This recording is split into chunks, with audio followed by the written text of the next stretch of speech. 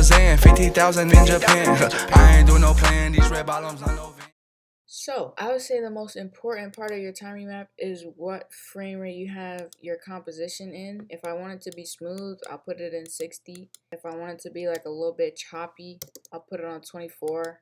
And then if I want it to be even more choppy, put it on 15. Other than that, depends on what the effect is you're going for. I'm going to put mine on 24 for this specifically. And I'm going to show you 3 types of time remap. I'm going to show you one regular time remap, one with kind of like a reverse time remap, and then one with a velocity time remap. But you'll see. So get your clip. Once you have your clip inside of your composition, first thing you're going to want to do is make sure this little thing right here is enabled. Time frame blending. So you're going to click on it twice until it has these little dots around it, and that's how you know it's on. So the next thing you're going to want to do is just enable time remap. So click on your thingamajigger, right click, enable time remapping, or you can do option command T. And then you're going to keyframe at the start of your clip where you want the clip to start, and then you're going to go to the end, and then keyframe where you want the clip to end. So I'm going to move it back because the clip is kind of short and I want it to last throughout the entire 8 seconds. And then I'm just going to move it to there. Actually, I'm going to do maybe right here. So highlight your keyframes, click FN, F9 to easy ease them. If you have a full-size keyboard, you can just click F9. And then I highly recommend you get the Flow plugin because it's just easier to use.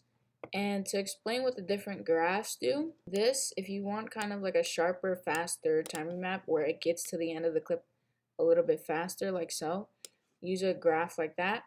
If you want a little bit of a smoother time remap where the end comes in a bit slower, use a graph like this, and then the ending will come in a bit smoother. It really all depends on what you want your clip to look like. Now, for the After Effects graphs, I would just say do something a little bit like this.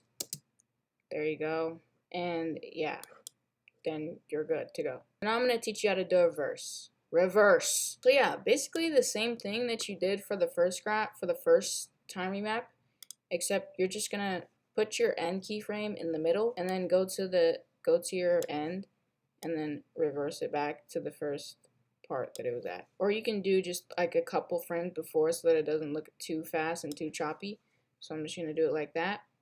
And then highlight these 2 keyframes, go to your graph editor, and then you're just going to do sort of the same graph that you did before.